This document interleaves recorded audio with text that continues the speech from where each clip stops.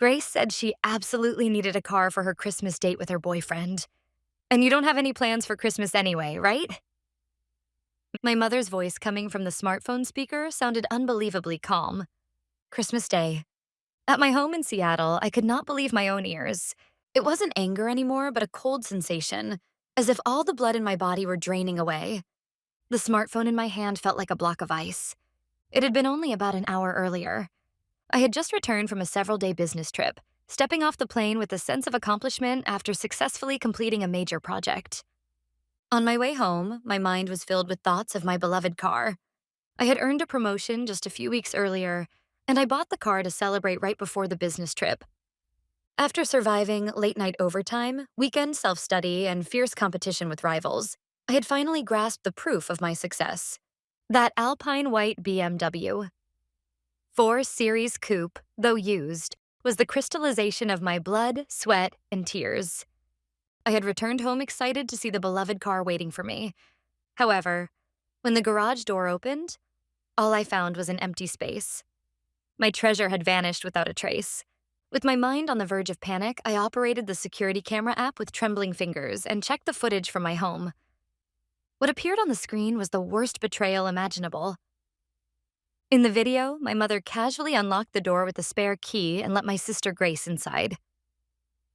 Grace grabbed the BMW key I had left on the living room table as if it were her own, and the two of them walked out of the house smiling. My family stepped into my sanctuary and took what was precious to me. There was not the slightest hint of guilt in their actions, the unbelievable sight captured by the security cameras. That spare key had been something my mother insisted on making just in case, because she was worried about my frequent long business trips. In case there's a fire or water leak, we need to be able to respond right away. I hesitated many times when she said that, but in the end, her words, "Don't you trust your family?" overpowered my doubts. That control disguised as kindness eventually bared its fangs in the worst possible way. I stopped the playback and, without a second of hesitation, tapped my mother's number on my smartphone. After a few rings, I heard her familiar voice, one so carefree that it made my hatred surge. "Julia, welcome home. Merry Christmas." "Mom, where's my car?" Even at the sound of my cold voice, my mother didn't react at all. "Oh, the car? Perfect timing. Grace is using it right now." "Using it? What do you mean? I don't recall giving her permission." "Oh, don't be so fussy. I used your spare key. You know, the one we made for emergencies?" Well, this was an emergency for Grace. They were unbelievable words. An emergency? I barely managed to ask that single question. The absurdity was so overwhelming that my thoughts couldn't keep up. Yes, an emergency. Grace said she needed it for her Christmas date. Today she's meeting her boyfriend's parents for the first time. It's an important day for her. And your BMW looks impressive, doesn't it? You're her big sister, so you should help her with something like this. Help? This is theft. I forced myself to keep my voice steady as I argued back. You entered my house without permission and took my car key. That's a crime. Do you understand that? Then, my mother let out a sigh that sounded genuinely exasperated. You're so dramatic. You didn't have any special plans anyway. Besides, you're successful at that IT company and you have money.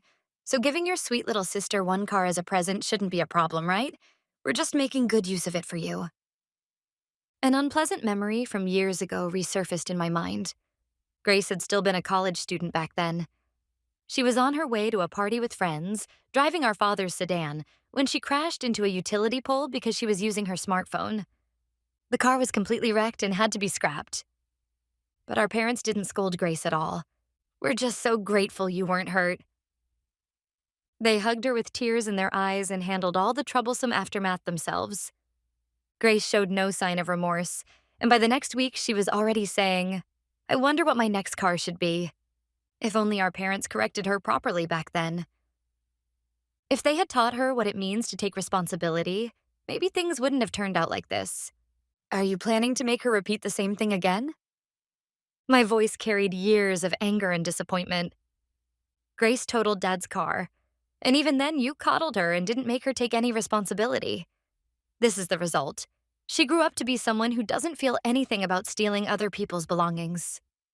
At my accusation, my mother went silent for just a moment. Very brief moment. And during that moment, I foolishly expected that maybe there was still some trace of conscience inside her. But what came from the other end of the line was not remorse, but a shrill, hysterical voice full of self justification. What did you just say? How dare you? Grace is sensitive, and you need to support her properly. You're her older sister. Ah, there it was again. The usual line. The fact that I was the eldest daughter had always been used as a convenient curse, something to force me to take responsibility for every one of my sister's mistakes and to give her whatever she wanted without question. But that curse had to end. Enough. I cut her off quietly but firmly. It seems that talking with you is a waste of time, so I'll give you my final warning. Contact Grace right now and tell her to return my BMW to my garage immediately and without a single scratch. If she can't do that, I'm reporting the theft to the police. That's all. My mother started laughing. The police? Are you serious?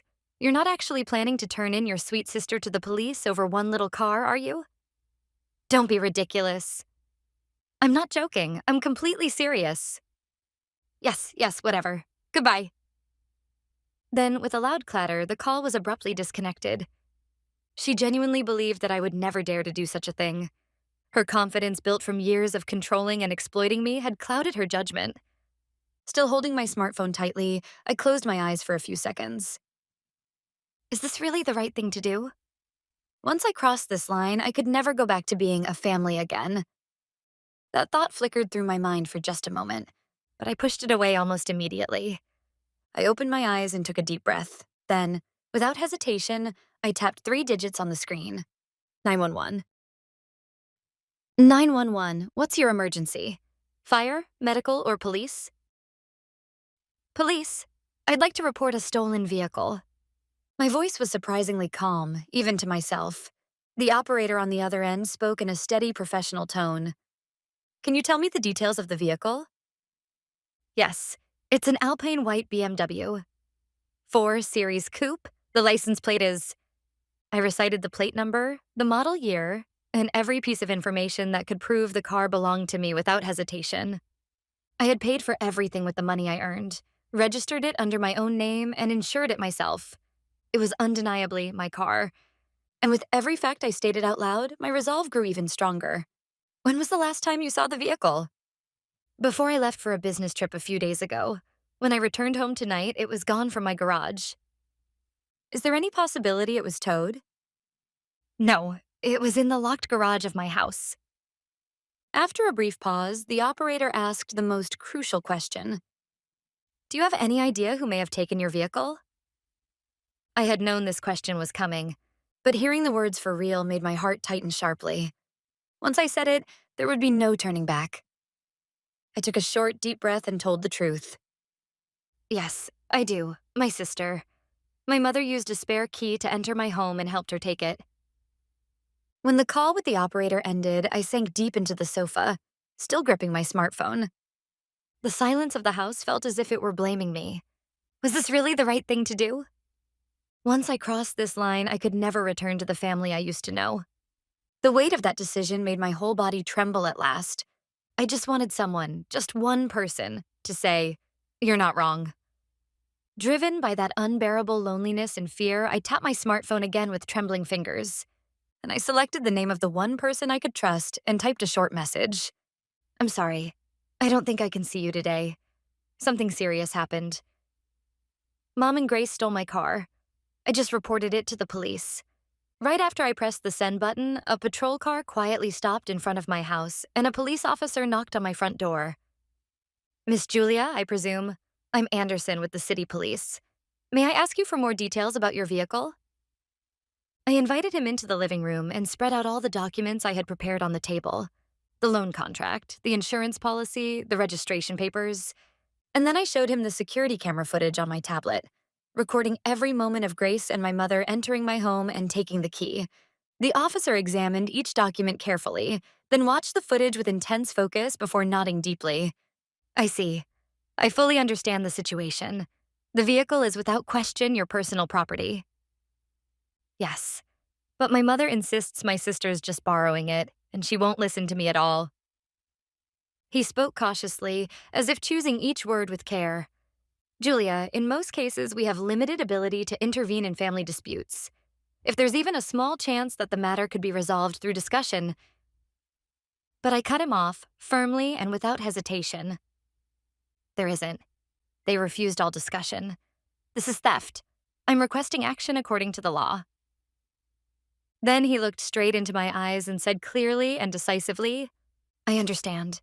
Indeed, even if they are blood relatives, taking a car without the owner's permission is theft, especially with this clearly documented ownership. This falls under grand theft auto, which is a serious criminal offense. You're absolutely not overreacting. You are the victim of a crime.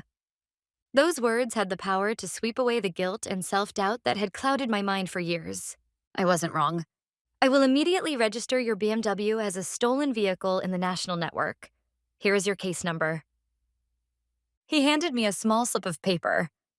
The cold, printed characters on it looked like a declaration of my liberation. After I watched the patrol car's taillights disappear into the night, the house fell completely silent. What would happen then? I had an idea, but reality exceeded anything I could have imagined. The first call came from my father. He must have heard a one-sided and no doubt heavily embellished version of events from my mother. His voice through the phone was strangely calm, the kind of calm that comes from someone desperately trying to suppress anger. Julia, it's your father. Your mother is saying something strange. Is it true that you're threatening her by saying you'll call the police? In his voice was still a tone that seemed to test me, a subtle condescension, as if he were certain that I couldn't possibly be serious. Joking. My voice rang out coldly. It's not a threat, it's a fact. What did you say? I've already reported it and filed an official police report. My car is now registered as a stolen vehicle in the nationwide law enforcement network. The moment the license plate is scanned, the person driving it, no matter who it is, will be arrested on the spot. That's the reality, Dad. I heard my father gasp on the other end of the line. He must have finally understood the situation. In the next moment, his voice shifted from doubt to pure anger. Julia, you actually did that? You would turn your own sister into a criminal? It's Christmas. Do you really intend to destroy this family on this day? His shouting stirred absolutely no emotion in me. Which one of us is destroying the family? The one whose daughter's property was stolen and then justified by you? Or me? Grace is your sister. She just wanted to look good for once. And now that you're successful, you're going to cast aside your less fortunate sister? How cold-hearted can you be? I was speechless. So in his logic, it was acceptable for a younger sister to steal her older sister's car just to show off. A successful daughter must hand over everything to the daughter who isn't successful. That was my father's reasoning. No one cared how much effort and sacrifice went into earning my BMW. No one cared about the pain of spending Christmas completely alone because of this. The only thing on their minds was their beloved younger daughter, Grace. There's nothing more to say. I said that and ended the call before he could finish yelling. And immediately afterward, my smartphone began to vibrate violently. A flood of messages from my mother. How ungrateful you are. We did not raise you to be such a cold-blooded person. You ruined our Christmas. If anything happens to Grace, I will never forgive you. One hateful message after another filled the screen. I placed the phone face down on the table, silencing the endless notifications, and closed my eyes. I was alone. However, I told myself that this loneliness was the price I had to pay to regain my dignity. My smartphone rang again. The display showed a blocked number.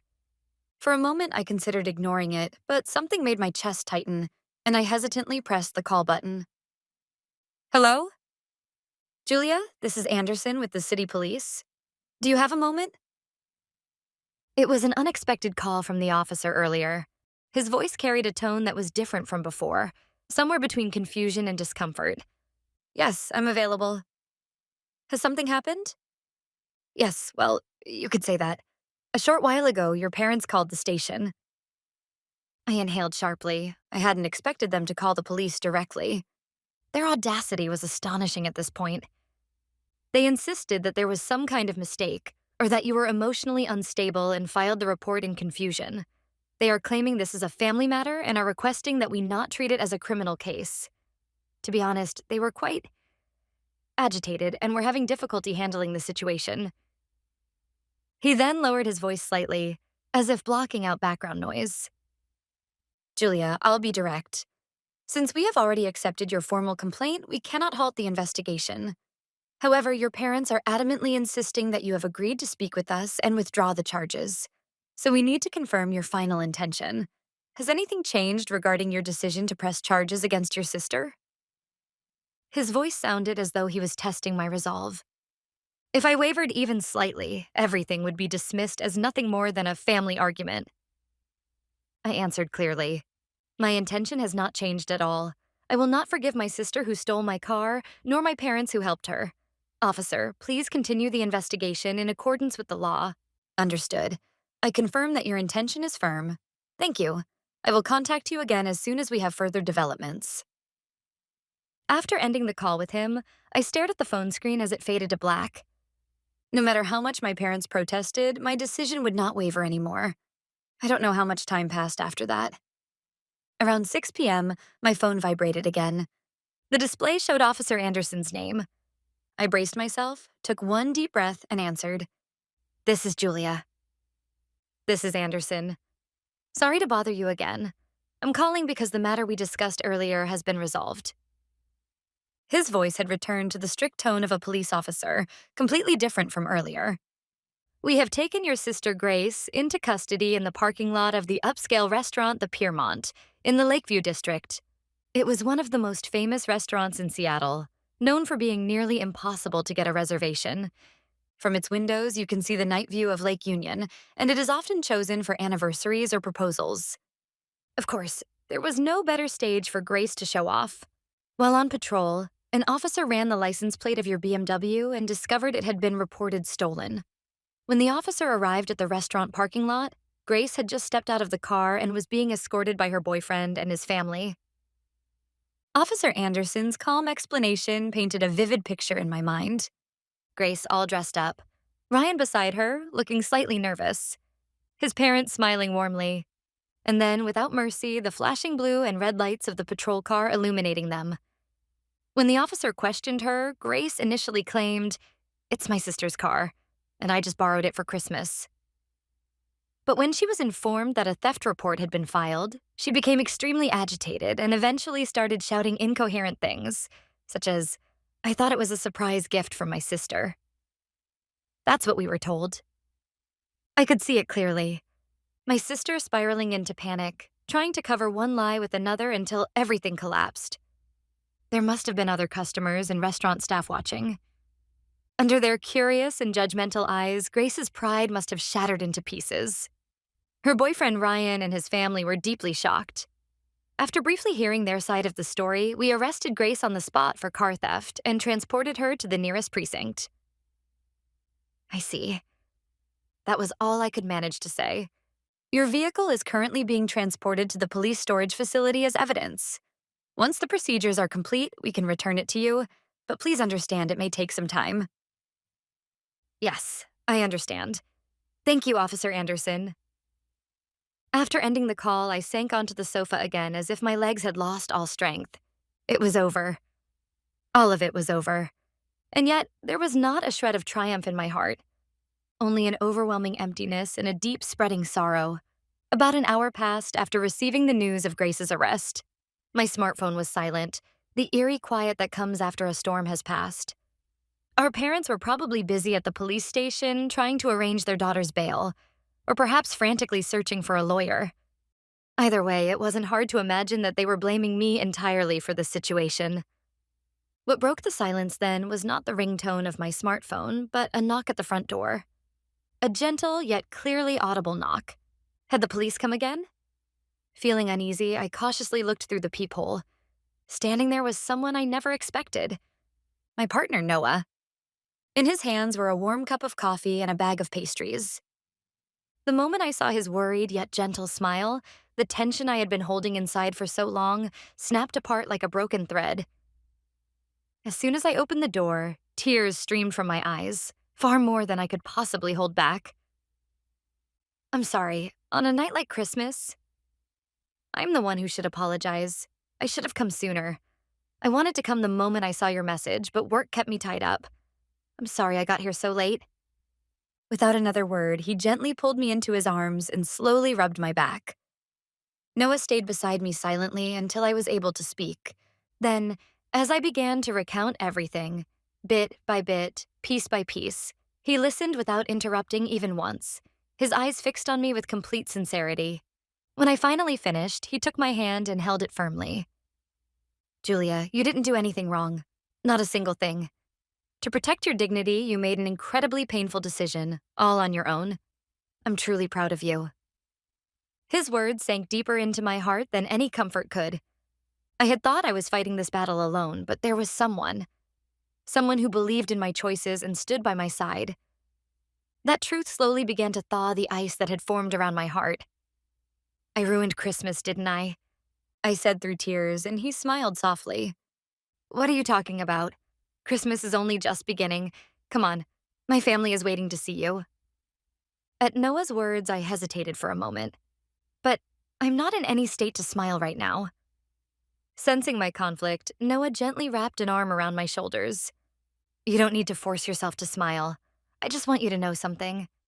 Family isn't only what you've experienced, one-sided exploitation or control. There are families that are warm, safe, and truly comforting. My family will show you that. Looking into his sincere eyes, I nodded slightly. Encouraged by Noah's words, I headed with him to his family's home. Julia, I'm so glad you came. Noah's mother hugged me tightly, as if I were her own daughter. It must have been so hard for you. But you're safe now. Tonight, let's spend Christmas together with our family. Neither he nor his family asked intrusive questions about what happened the night before. Instead, they welcomed me into their warm circle as naturally as if saying, "Welcome home." In a room where the fireplace crackled softly, we listened to gentle Christmas carols and shared a heartfelt meal. It was a kind of warmth, a kind of family that I had never known. A few days after Christmas, I received a call from my aunt, my father's sister. Grace had broken up with Ryan, whom she had been considering marriage with. Then a lawyer informed my parents that she was highly likely to receive a criminal sentence, and only then did my parents finally grasp the seriousness of what had happened. A few days later, with my aunt's help, I met my worn-out parents at a cafe in the suburbs. My father said, "We were wrong about everything," and my mother broke down crying as she said, "I'm so sorry for hurting you." It was the first time in my life I had ever heard a sincere apology from them, but their words no longer reached my heart. I accept your apology, but forgiveness is another matter. My intention to testify to all the facts at Grace's trial has not changed. At my resolute stance, they had nothing left to say. Later, Grace was found guilty in court and sentenced to probation and long-term community service. Naturally, the incident spread through their small community in an instant. My father lost his job after being held responsible for damaging the company's trust. My mother, unable to bear the strained relationships with neighbors, sold their house with my father, and the two moved into a small apartment in a distant town. Grace's criminal record destroyed the foundation of her prideful life plan. On top of that, their savings were drained by legal fees and bail, leaving the family in financial hardship. Even after hearing all of this, my heart remained strangely calm, because everything that happened to them was nothing more than the consequences they had brought upon themselves. I lost the future in which I would spend Christmas with my biological family, but in exchange, I gained Noah and his family, people who valued me deeply and welcomed me with genuine warmth.